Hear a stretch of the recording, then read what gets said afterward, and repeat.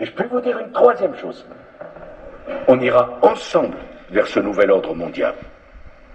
Et personne, je dis bien, personne ne pourra s'y opposer.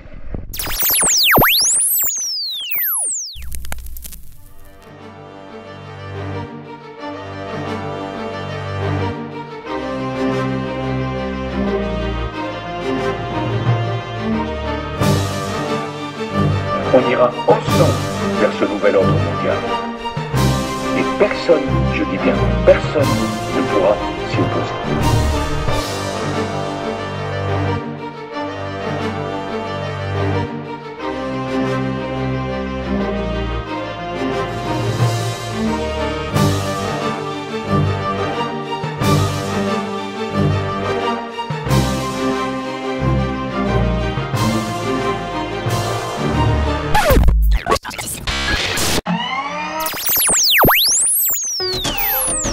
Comment vous allez mes copains? Ça va? Regardez. C'est quoi ça? Oh oh oh oh oh oh oh oh. Chacun à son niveau, c'est ça? Allez, à bientôt. T'es un très bon gardien, mon bon chien. T'as bien gardé, ça c'est bien. C'est un gardien lui, hein, c'est un gardien. Mais il était gentil ce monsieur, il était gentil. Il était gentil. Oh là là. Ouais, là je suis en forêt, hein, premier jour de confinement. De reconfinement, pardon. Ou reconfinement. Non, reconfinement juste. Le reconfinement, ça sera plus tard, hein, bientôt. Et là, il y a un médecin qui vient juste de passer. Mais en train de faire une promenade, hein, là, sur ce chemin de promenade là. J'ai pas eu le temps de l'enregistrer, de filmer, parce qu'à peine que je le vois, et j'ai eu le temps d'échanger 2 mots et il est reparti parce qu'il en pouvait plus. Alors je lui dis mais donc vous êtes médecin, je sais plus comment j'ai appris qu'il était médecin, mais je lui dis ah donc vous êtes médecin et comment ça se passe en ce moment, c'est vrai ce qu'on dit? Et là il me dit ah oui, ça n'arrête pas, c'est la folie. Mais je suis pas là pour parler de ça. Je viens me vider la tête ici, j'en peux plus. Je lui dis ah ouais d'accord, à ce point-là. Oui. Mais je lui pose quand même la question, mais juste une seule question, c'est vrai, est-ce qu'il y en a autant ou est-ce que c'est aussi la grippe saisonnière qui vient tout amplifier? D'abord, premièrement, tous les ans, à la même époque, automne, hiver, c'est un marronnier journalistique, ça. Tous les ans, les réas sont pleines. Les couloirs des urgences sont pleins. Ça, c'est un fait. Donc, c'est pas Covid ou pas Covid, c'est toujours pareil. Hein, ça change pas. Et là, il dit que la grippe n'est pas encore venue et que c'est que du Covid. Alors, je lui dis, mais comment vous savez que c'est que du Covid? Parce que les symptômes, ils sont très ressemblants. Et bien, il m'a dit, avec les tests PCR, eh ben, ils sont tous positifs. Hier, il en a relevé 10 positifs. Alors, 10 positifs, monsieur, mais votre test PCR, il est réglé sur quel cycle d'amplification? Et là, il me répond, ah, je sais pas. Je lui dis, vous savez pas, mais si le cycle d'amplification est trop pardon, si le cycle d'amplification est trop élevé, ça va faire que des positifs. Et là, il me répond, ah, je veux pas en entendre parler. Je viens ici me vider la tête. Au revoir, monsieur. Et je lui dis, bon, bah, quoi qu'il en soit, bon courage. Et là, waouh, même ceux qui sont censés apporter un vrai témoignage, parce qu'ils sont sur le terrain, c'est ce que je lui ai dit, hein, comme vous êtes médecin et que vous êtes sur le terrain, vous pouvez me dire pour que je m'approche de la vérité. Mais même eux qui sont sur le terrain, ils sont potentiellement, en tout cas, je dirais pas qu'il se fait avoir, parce que voilà, mais potentiellement il se fait avoir parce qu'il connaît même pas le cycle d'amplification de son test PCR. Alors je lui ai dit, s'il est vers 20-25, ça va, mais s'il est à 40-45, votre cycle, il va relever positif tout le monde. Mais il n'en pouvait plus, il voulait se vider la tête. Alors je lui ai quand même dit, et j'espère que du coup il va penser à vérifier.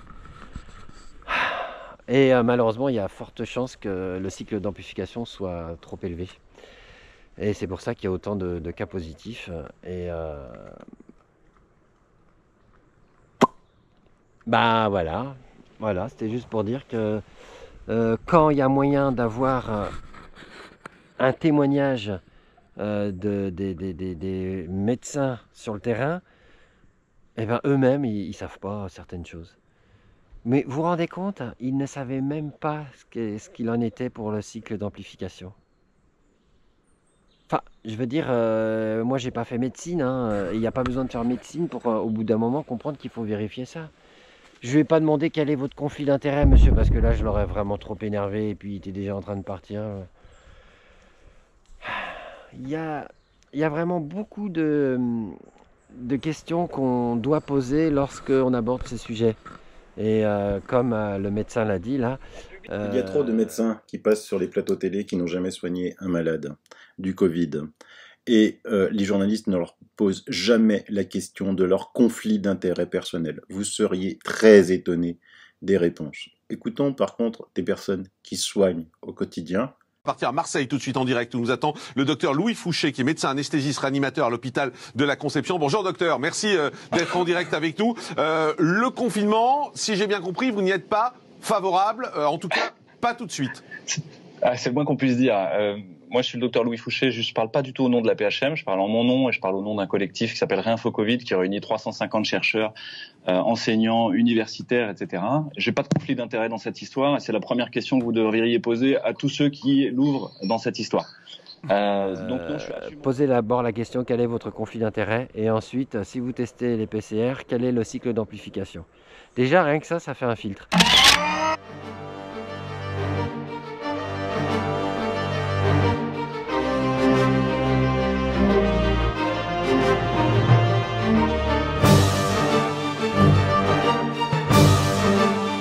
Et là, je me suis aperçu que ce médecin, ok, il fait son boulot, mais basé sur sûrement sur des fausses, sur des mauvais réglages. Voilà où on en est. Donc, faut pas hésiter à en parler, poser les bonnes questions. Il faut les connaître. On apprend. Je crois que l'Éternel, Hachem, Dieu, Elohim, veut aussi nous apprendre à avoir du discernement. Et le discernement nécessite de poser les bonnes questions, enquêter correctement. Et malheureusement, quand on commence à poser certaines questions, je vois que les gens ils veulent même pas en entendre parler. Donc, ce qui nous amène à tout ça, c'est notre passivité, notre manque d'amour de la vérité. On ne veut pas savoir, on préfère se soumettre. Et puis du coup, ça fait notre monde. Ouais, moi, c'est ce que je comprends parce que on n'a pas la possibilité de nous opposer au plein pouvoir, légalement parlant, je veux dire, au niveau de la loi, parce que là, c'est les pleins pouvoirs d'état d'urgence sanitaire, on ne peut rien faire, même les droits de l'homme ne peuvent rien faire.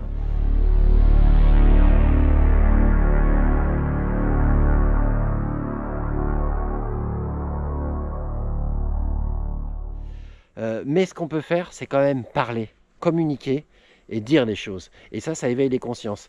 Et quand suffisamment de consciences sont éveillées, je pense que on peut commencer à changer toute chose. Il n'y a que Dieu qui change les choses, bien sûr, mais je ne sais pas si vous avez remarqué, mais pour ceux qui sont croyants, ils sont venus à la foi en Dieu, parce qu'ils ont été éclairés dans leur conscience. Et c'est ça qui change toute chose. C'est cette nouvelle naissance, ce renouvellement de l'intelligence. Et on peut le faire aussi au niveau de nos problèmes. On peut avoir un renouvellement de l'intelligence, mais pour cela, il faut prendre le temps d'étudier, savoir poser les bonnes questions, rester dans le respect. Là, je suis resté dans le respect avec lui, je ne l'ai pas du tout... fait de mauvaises remarques, je vais pas mal parler, voilà, et je lui ai dit bon courage. Il voulait pas parler, mais voilà, les quelques questions que je lui ai quand même posées, j'ai vu où il en était, et il ne savait même pas quel était le cycle d'amplification de son test PCR. Donc très cher médecin, prenez le temps. Hein, prenez le temps de vous renseigner sur ça. Mais c'est hallucinant que qui suis-je moi pour conseiller les médecins? Non mais c'est n'importe quoi, c'est n'importe quoi. Mais à un moment donné, on est obligé de passer par du n'importe quoi parce que tout est devenu fou. Donc c'est les patients ou les potentiels patients comme moi qui doit conseiller le médecin, qui doit lui dire n'oublie pas de faire ci, n'oublie pas de faire ça. Enfin, moi c'est pas du tout mon rôle, mais on en arrive là, on en arrive là. Donc bon, j'avoue, j'ai pas un grand moral hein, aujourd'hui. Mais bon, ça arrive, ça arrive. Hein. Il y a des hauts et des bas. Et puis bon, là, voilà, avec tout ce qui s'est passé, j'ai compris que waouh, même les droits de l'homme ne sont plus avec nous à cause de cet état d'urgence sanitaire. Mais on va s'en remettre, c'est sûr, c'est sûr. Donc en tout cas, là, je bénéficie quand même de la forêt, heureusement. Hein, et pour ceux qui bénéficient pas de la forêt, bah, fallait quitter les villes. Hein. À un moment donné, hein, le message a été suffisamment donné. Et ici, c'est moins dur. Mais de toute façon, plus le temps va passer, plus ça sera dur partout. Hein. Mais au moins, là, tout de suite dans l'immédiat, déjà, on arrive mieux à tenir que dans les grandes villes. Hein. Donc, quittez les villes, fuyez-les. Il faut des fois, il vaut mieux prendre le risque de s'en aller complètement, même sans savoir où aller. Hein, l'echlecha, hein, va vers toi-même, pars, quitte. C'est ça. Hein. Parce que sinon, il n'y a plus de mots en fait. On ne sait plus trop quoi dire en fait. Ah, Seigneur! Que faire? Que faire si ce n'est qu'à un moment donné, s'attendre à la grâce divine? Seigneur, fais quelque chose, fais quelque chose. Tiens, vous savez quoi? Ça va faire du bien. Il faut prier, on dit. Il faut prier. Mais je ne sais plus quoi prier. Donc Seigneur, Baruch atah Adonai, Eloheinu melech haolam, asher kideshanu b'mitzvotav v'tzivanu, lishmoa kol hashofar b'shem Yeshua Mashiach. Seigneur, reçois ce soupir du cœur, ce souffle un peu de désespoir aujourd'hui. Même si le désespoir n'existe pas, on a quelques combats contre lui quand même, il faut le reconnaître. Seigneur, par les mérites de Yeshua, reçois cette prière du cœur. Et je ne sais plus quoi te dire, donc je t'envoie cette prière. Oh bah d'accord.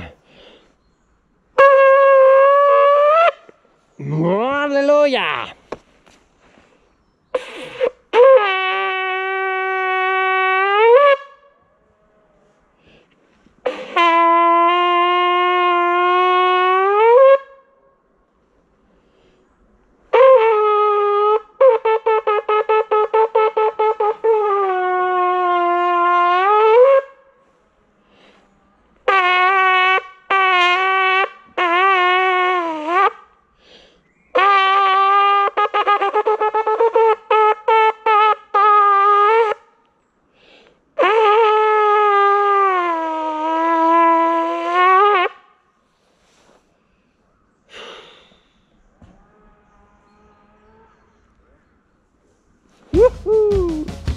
Quoi qu'il en soit, je louerai l'Éternel. Alléluia, Alléluia, B'Shem Yeshua.